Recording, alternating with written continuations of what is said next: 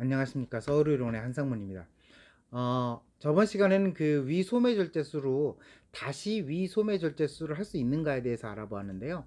현재 지금 많은 부분이 뭘 차지하고 있느냐면 전체적으로 위가 커져 있었고 또는 위 습관이라든지 이런 문제 등으로 인해서 어, 위소매절제술 후 다시 체중이 증가하는 것이 보통은 롱텀 수술하고 5년이 지난 환자들에서 보통 한 20에서 30% 정도는 발생하고 있습니다.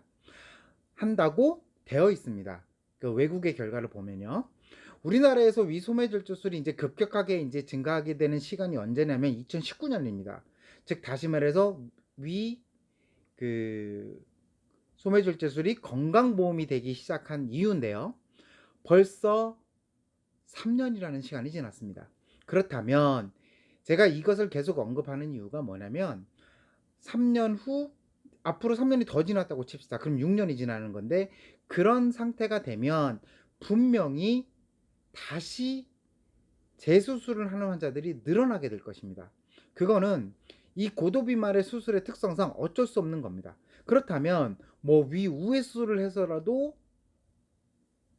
하면 내가 나중에 체중이 늘어나지 않을 것이냐? 그런 것도 아닙니다.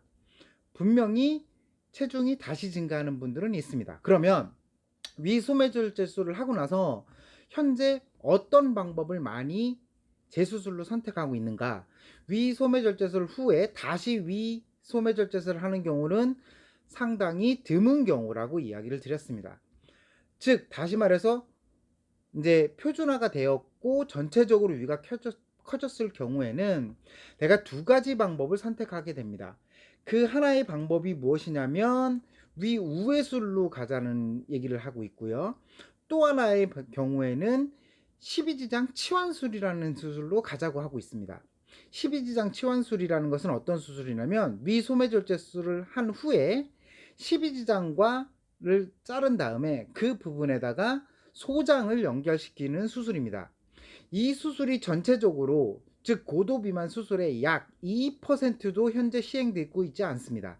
그렇다면 왜 2%밖에 시행이 되지 않느냐면 첫 번째 이유가 가장 많은 이유가 뭐냐면 나중에 이 영양학적인 불균형이 많이 옵니다. 이 문제로 인해서 전 세계에서도 아직은 2%밖에 사용하고 있지 않다는 수술입니다. 그렇다면 위소매줄제술에서 우회술과 12지장 치환술 중에서 어떤 것을 선택할 것이냐? 사실 체중 감량이라는 부분만 보고 나면 12지장 치환술이 조금 더 좋습니다.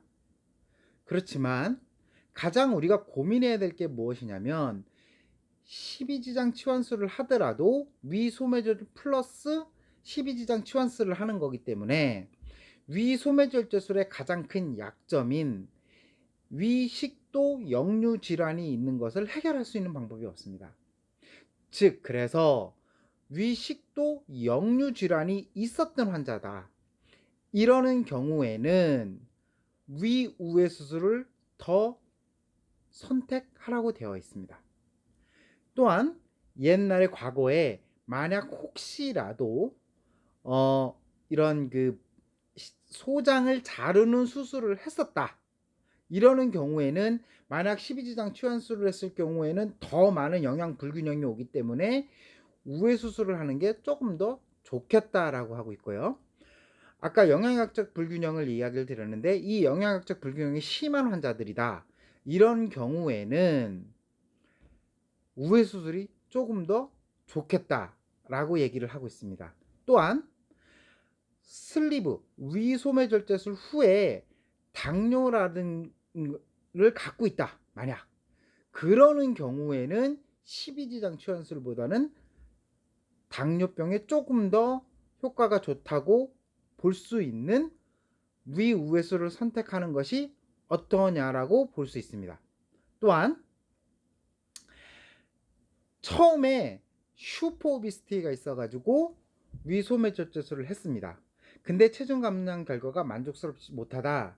이러는 결과에는 이런 슈퍼오비스티는 나중에 우회술보다는 조금 더 십이지장 치환술이 조금 더 낫겠다라고 이야기를 하고 있습니다. 가장 중요한 포인트는 뭐냐면 결국은 위소매절제술 후에 병원에 주기적으로 내원을 하게 되고 검사를 받게 되고 내가 관리를 의사들과 잘 함으로써 내가 2차 수술을 받지 않는 것이 가장 좋은 방법이라고 할 수 있겠습니다. 감사합니다.